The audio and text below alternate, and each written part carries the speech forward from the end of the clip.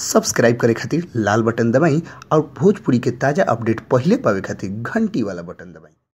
छपरा जिला भोजपुरी पर लोग के बहुत बहुत स्वागत बा। जी हाँ, भोजपुरी के सुपरस्टार खेसारी लाल के एगो और गाना मार्केट में बहुत बड़ विवाद के कारण बने जा रहा बा। जी हाँ, लोग के पता होगी चाहिए कि भोजपुरी के सुपरस्टार खेसारी लाल यादव बीते कई महीना से विवाद में घिरत चलावतरन, फिर भी उनकर आदत से उ लाचार बरन और उनकर एगो और गाना मार्केट में बहुत ही विवाद के कारण बने वाला बा। जी हाँ, रोलो के एक बारे में पिछले न्यूज में हमने के बतौले रही सन कि उनकर एगो गाना आवत कि काहे पछतावे ल खेसारी हो पवन के लेके देवघर जातानी। जी हाँ, रोलो के बता दी कि ई गाना उनकर अभी रिलीज नहीं भइल, लेकिन इतना जरूर बाटे कि जहिया ई गाना मार्केट में आई ओ दिन बवाल तो धइल बाटे। जी हाँ, रोलो के बता दी कि पवन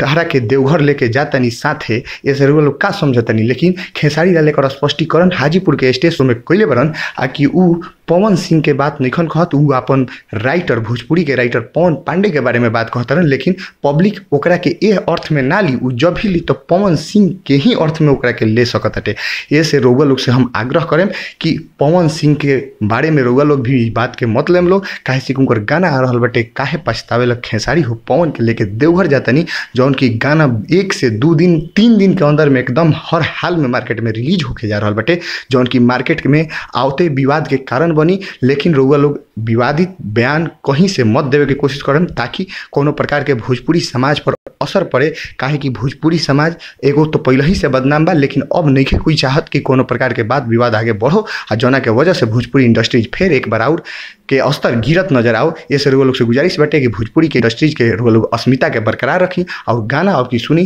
काहे पछतावे ल खेसारी हो पवन के लेके देवघर जाता नहीं। जी हाँ, भोजपुरी के ताजा खबर लोग के बीच ऐसे ही आता है, बस लाल बटन दबा के सब्सक्राइब करिए और घंटी वाला बटन दबा के सबसे